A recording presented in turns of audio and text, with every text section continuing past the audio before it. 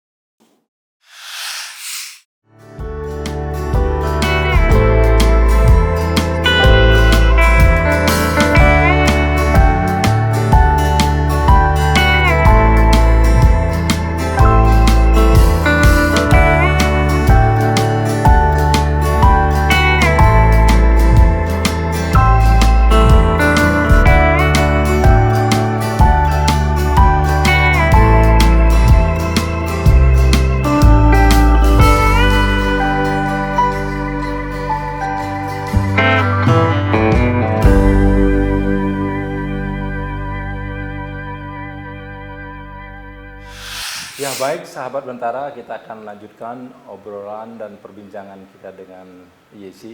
Yesi, kita bicara tentang karir ya. Jadi kamu kan awalnya seorang ilustrator, lalu bermain juga di doodle arts ya. Doodle art, ya. Lalu baru sekarang menekuni di mural Ya, betul. arts. Nah, bagaimana ini proses ini dari awal sampai Ya. ketemu berujungnya di mural arts? Ya, awalnya itu saya menggeluti doodle art. Waktu itu kelas 2 SMA, saya kenal yang namanya doodle art. Terus saya jatuh cinta lah sama doodle art ini. Apa ya, kok lucu banget, terus bikinnya rumit tapi eye catching gitu Pak, doodle art itu. Akhirnya saya mulai doodle art, terus saya lihat kok di Google waktu itu susah banget ya cari nama. Saya waktu itu belum tahu namanya doodle Pak. Saya bener-bener sebulan itu saya tiap hari tuh saya cari terus. Waktu itu saya nggak bisa bahasa Inggris. Terus saya coba gambar hitam putih di kertas gitu waktu itu. Tapi SMP ya? SMP, SMA kelas 2 SMA. Akhirnya saya menemukan yang namanya, oh ini namanya doodle art. Ada satu seniman dari Filipina, namanya Lay Melendres. Nah ternyata waktu SMA itu dia sudah terkenal tuh Pak di dunia doodle art. Nah dialah salah satu inspirasi besar saya waktu itu menggeluti doodle art. Terus saya merasa kayak oke, ada nggak ya teman-teman lain yang suka doodle art itu? Ternyata ada teman saya nih. Terus akhirnya dari situ saya dapat ide, kenapa saya nggak buat komunitas aja nih waktu itu. Saya mengumpulkan teman-teman yang suka doodle art waktu itu. Waktu itu Twitter lagi booming banget kan Pak. Betul. Tahun 2012 itu akhirnya saya bikin akun di Twitter, namanya apa ya. Akhirnya saya brainstorming sama teman. Oke, kita namain Full of Doodle Art karena kan doodle art satu kertas itu kan full gitu kan, full of doodle art gitu. Akhirnya ternyata teman-teman saya yang lain juga suka tuh karya doodle itu tadi. Dari situlah teman-teman saya ikut komunitas saya, sampai akhirnya komunitas itu berkembang ke 10 kota di Indonesia. Ada di Surabaya waktu itu, di Malang, di di Jogja, di Solo, pokoknya di 10 kota Pak. Sampai akhirnya terakhir itu ada di Sumatera, ada di Kalimantan, bahkan ada teman yang dari Papua mau bikin komunitas juga doodle itu tadi. Nah dari sana terus lanjut ke step selanjutnya. Saya bosen tuh Pak, udah 5 tahun bikin doodle sampai pertengahan kuliah, kok kayaknya stuck gini-gini aja ya. Apa ya yang kurang? Kayaknya kalau saya tambahin warna menarik nih doodle itu. Akhirnya saya tambahin 2 warna jadinya, 3 warna jadi kadang oranye, merah sama hitam marker, warna marker tadi. Akhirnya dari situ berlanjut lagi, semua jadi berwarna waktu itu. Terus dari berwarna itulah saya tertarik sama yang namanya ilustrasi. Waktu itu saya bikin ilustrasi buku anak-anak juga sempet. Uh, terus saya merasa kayak oke, ini style ini saya nggak nyaman gitu, maksudnya saya nggak menemukan hal yang bikin saya stay di ilustrasi gitu waktu itu. Akhirnya saya explore media lain, yaitu mural itu tadi. Nah dari mural itulah sekarang saya merasa kayak oke. Dan doodle art sekarang masih aktif nggak? Udah nggak aktif Pak, karena saya udah kemana-mana, soalnya teman-teman udah pada kerja kan, jadi udah nggak ada waktu lagi buat kumpul-kumpul doodle. Udah sibuk ya? Iya. Dan juga sudah ditinggal dong sekarang Udah ya? ditinggal gitu. Iya, iya. Nah sepanjang karirmu kan perjalanan karir kalau sudah banyak ya kerjasama atau kolaborasi dengan brand-brand yang bahkan multinasional. Banyak brand yang sudah bekerja sama dengan Yesi. Saya nggak sebutkan satu persatu. Saya yakin semua orang tahu ya brand apa yang sudah kerja. Itu kan tidak mudah untuk bisa masuk ke brand-brand nasional karena kompetitor tentunya banyak. Ya. Nah itu bagaimana bisa Anda masuk dan bahkan tidak hanya 1-2 brand nasional? Ya. Mungkin kolaborasi saya dengan brand-brand itu ada pengaruh besar dari tim saya, Mahavisual. Mahavisual itu artis manajemen yang berbasis di Jakarta.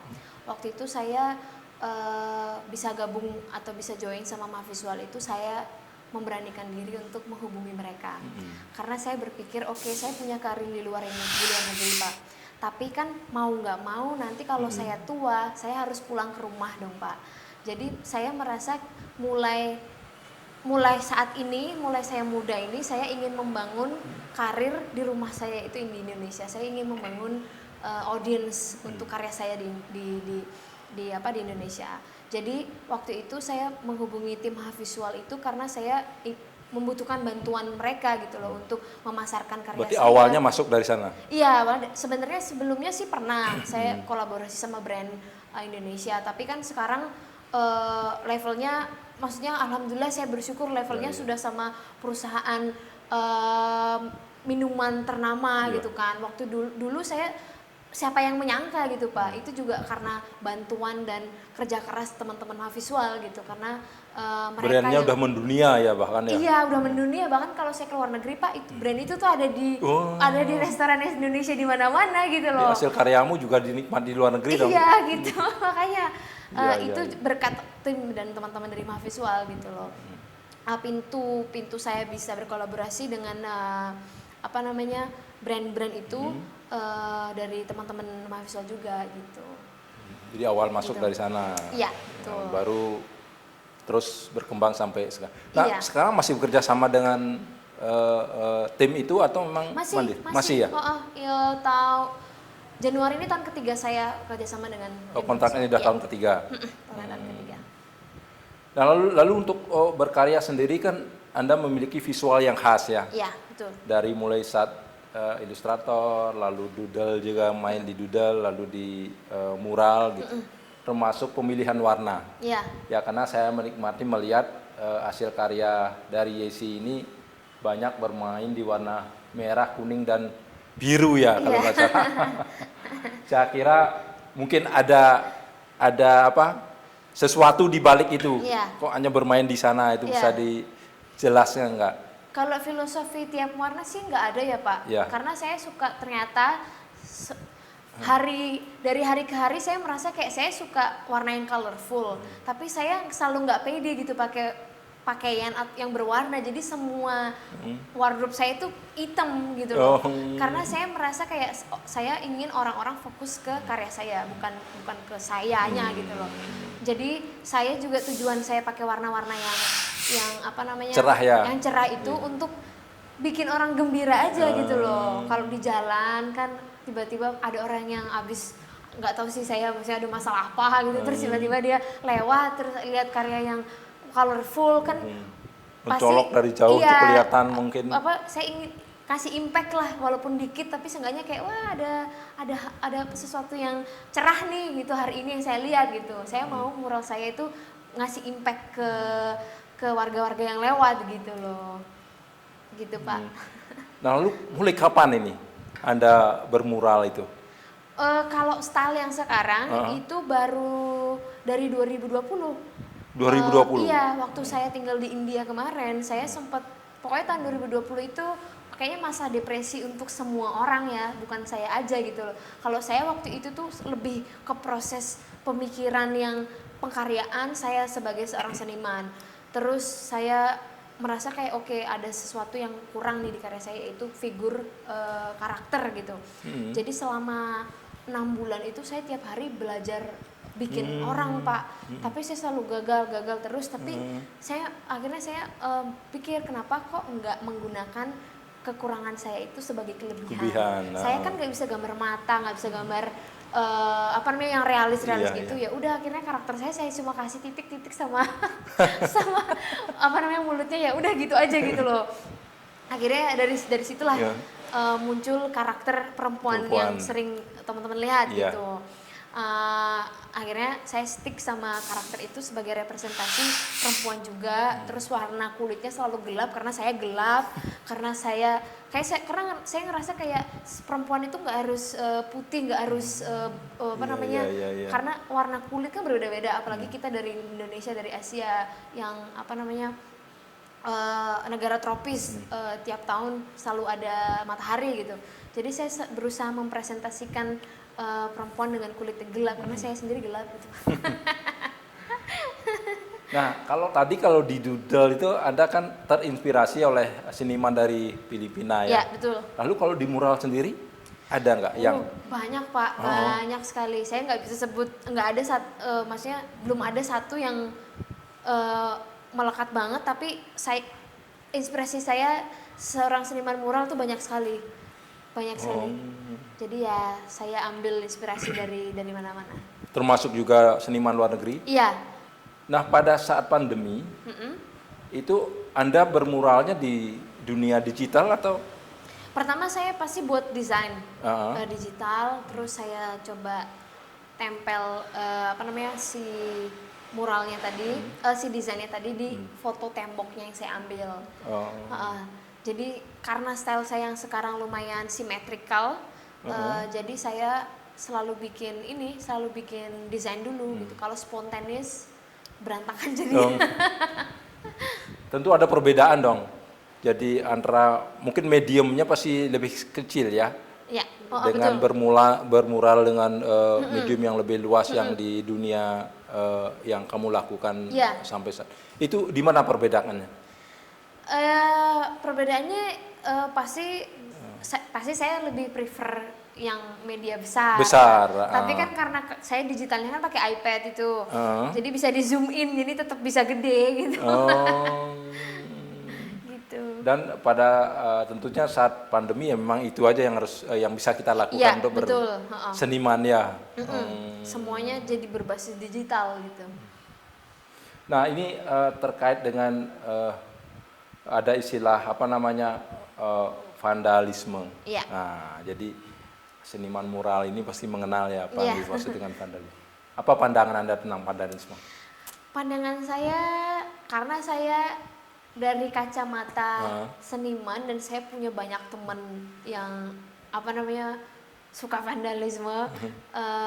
Di sisi lain juga saya paham berada di sepatu mereka, saya juga paham ada di sepatu orang-orang awam gitu. Jadi saya merasa kayak kalau emang ada tujuan yang ingin disampaikan dan karena kan vandalisme itu sendiri adalah artinya perusakan karya seni atau perusakan properti berharga gitu. Kalau untuk perusakan karya seni atau properti ada, of course saya pasti nggak setuju gitu Pak, karena orang udah capek-capek bikin karya atau orang kerja keras-keras beli sesuatu barang terus divandal kan juga nggak fair gitu. Tapi kalau untuk tujuan protes, untuk tujuan yang memberi impact ke pemerintahan atau ke sesuatu yang emang susah banget untuk dimengerti gitu, saya sih merasa ya kenapa enggak gitu loh. Oh, artinya itu konteksnya dalam artian sebagai kontrol sosial? Iya, maksudnya untuk menyuarakan opini yang tidak didengar oleh pemerintahan gitu. Saya setuju, tapi saya juga gimana ya, mungkin saya ada di posisi di tengah-tengah gitu Pak. Kalau emang perusakannya kalau emang vandalismenya kecil sih saya kayak oke, mungkin bisa dibersihin, tapi kalau yang sampai besar banget merugikan masyarakat, merugikan banyak pihak, of course saya nggak setuju gitu loh Pak. Eh, ya tapi kalau dari si kacamata seniman ya itu sesuatu hal yang apa ya, karena kan adrenalin banget tuh Pak. Ada seniman yang emang suka dikejar-kejar gitu, ada yang suka pakai, ada tantangan ada ya tantangan tersendiri ya, gitu. betul. Saya paham gitu dari sisi seniman, tapi kalau untuk yang emang merugikan pemerintah, merugikan apa warga sekitar yang nggak tahu apa-apa, tiba-tiba kena dampak yang besar dari vandalisme itu, ya pasti saya nggak setuju gitu. Berarti Anda bisa dong membedakan antara mural atau street art itu dengan vandalisme itu sendiri? Pastinya Pak. Karena kalau mural kan ada pendekatan sosial tuh Pak. Rata-rata tuh mural yang saya kerjakan itu saya pasti ngobrol sama kepala desanya atau lurahnya atau mayornya gitu. Ya minimal kepala lingkungan Iya, ya. kepala lingkungannya, yang... Pak ini desainnya gimana? Kira-kira warga Bapak setuju nggak kalau desainnya kayak gini? Nanti mungkin beberapa perwakilan warga itu dikasih lihat ini loh desainnya. Kadang di voting juga Pak sama warga-warga sekitar, setuju nggak atau mau ada yang dirubah nggak gitu. Itu kan pendekatannya beda ya Pak sama vandalisme. Vandalisme kan ya udah mereka nggak peduli. Nah itu gitu. nggak apa dalam tanda kutip nggak terkungkung kesenimananmu atau idealisme. Kalau seorang seniman harus bertanya-tanya itu nggak ya, nggak ada kaitan.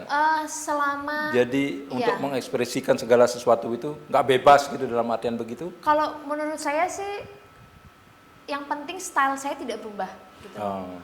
Untuk apa konsepnya tetap, filosofinya ada, stylenya ada. Sehingga mungkin warga-warga sekitar. Oh ini jalan tengah ya tentunya ya. Iya, pasti saya cari jalan tengah karena kan yang melihat karya saya kan bukan saya aja Pak, yang menikmati kan warga-warga sekitar itu Pak. Jadi saya merasa kayak saya juga harus memikirkan ada manfaat juga. Ada manfaatnya untuk warga sekitar gitu. Ada dukungan. Betul. Tidak hanya sekadar ya bermural begitu saja ya. Betul. Kalau juga tidak dinikmati juga menjadi beban juga ya. Iya benar. Nah lalu kan ini PR juga bagi seniman mural, bagaimana tantangannya atau bagaimana sebuah publik atau masyarakat itu bisa membedakan, artinya bahwa seniman mural itu beda loh dengan vandalisme. Nah kira-kira apa yang bisa Anda lakukan? Yang pasti saya menjelaskan sebelum saya bikin mural itu, saya jelaskan siapa saya atau siapa tim saya, apa yang pernah kita lakukan sebelum-sebelumnya. Saya kasih lihat foto-foto sebelumnya, atau mungkin foto saya sama warga, foto mural saya sama warga-warga sekitar di mural-mural masa lampau itu, mereka jadi paham, oh bikin karya kayak gini ya gitu. Jadi nggak jadi kayak saya sebetulnya itu bentuk edukasi juga ya bagi masyarakat ya. Jadi saya kasih beda loh Pak, yang namanya graffiti, street mural atau vandalisme itu bedanya ini. Itu saya selalu coba sosialisasi juga ke warga-warga sekitar gitu kan, karena kan orang awam itu kan mural itu sama dengan vandalisme gitu. Tapi kan sebenarnya enggak tuh. Jadi ya saya coba sebisa saya untuk memberi pengetahuan atau penyuluhan sosialisasi ke warga-warga yang ada di sana gitu. Itu berapa lama ya hasil karya mural itu bisa dipajang itu? Ada batas waktu atau? Kalau untuk cat tembok eksterior itu biasanya maksimal 10 tahun. 10 tahun? 10 tahun, iya. Tapi kan tergantung organizernya juga, tergantung pemerintah sekitar juga gitu. Mereka maunya berapa lama, tapi rata-rata sih 3 tahun terakhir mural saya masih rata-rata masih ada semua. Itu nggak ada pemeliharaan atau mungkin kan begitu Anda selesai mural karena berjalannya waktu mungkin cuaca lalu, nah itu nggak untuk menjaga seni itu sendiri gimana? Iya, pastinya sih tim organizer festival pilih material yang berkualitas, yang tahan berbagai macam cuaca. Tapi biasanya kalau emang udah luntur gitu warnanya Pak, mungkin biasanya sih teman-teman organizer di rolling, diganti seniman yang lainnya. Nanti saya datang lagi mungkin, tapi bikin yang tembok yang lainnya gitu. Oh, jadi mencari baru lagi jadi keliling. gitu, biar berubah-ubah, biar ada variasi gitu. Ada pengalaman nggak kira-kira mungkin selama bermural itu tiba-tiba ada komplain dari masyarakat, dari lingkungan, Ya. atau bahkan dari pemerintah selama Anda bermural? Kalau komplain yang serius banget sih selama ini so far belum pernah ya Pak, syukurnya. Karena memang Anda lakukan dari awal, sebelumnya sudah ada ya pendekatan Iya, suka segala ada macam. pendekatan itu tadi. Jadi kan ya namanya opini warga kan kita kadang nggak bisa kontrol semua gitu kan. Tapi majority so far sih orang-orangnya support. Malah oh ya bikin lagi dong di tembok rumah saya gitu. Oh. Nah itu nggak apa namanya, memang kadang-kadang Anda ada pesanan sendiri atau memang ide Anda sendiri yang muncul saat bermural di media-media luar itu, di media-media yang lebih luas? Iya, biasanya saya diskusi sama kuratornya. Saya tanya apa ya yang boleh atau yang nggak digambar gitu. Karena kan saya nggak mau melanggar tata tertib lokal gitu Pak. Ya pokoknya saya selalu make sure kalau gambar yang desain mural saya itu aman untuk lingkungan tersebut gitu. Supaya menghindari permasalahan di akhir Di gitu. kemudian hari ya? Iya. Ya baik, terima kasih Yesi. Itu tadi perbincangan kami dengan Yesi bahwa memang dalam bermural itu memang pendekatan pada lingkungan, masyarakat, dan dukungan dari masyarakat sekitar itu sangat penting. Dan di samping itu juga ternyata memang lewat mural juga bisa menjadi media atau pembelajaran bahwa memang mural itu bukan semata-mata atau bukan termasuk dalam kategori vandalisme ya. Demikian tadi perbincangan kami dengan Yesi. Saksikan terus podcast Bentara Budaya, bisa ditonton di kanal YouTube Bentara Budaya. Terima kasih, salam budaya. Ternyata kita cocok nih Pak, pas kita nongkrong bareng, nyambung. Terus karena kan saya merasa kalau punya tim itu kan obrolan terus nyambung ya Pak, chemistry-nya harus ada. Ada, Karena kita kamu kerja ya, bareng betul. gitu kan. Saya pikir kayak oke, ini kayaknya bisa nih kita bareng-bareng gitu. Jangan lupa like, komen, share, dan subscribe channel Bentara Budaya, serta nyalakan lonceng notifikasinya ya.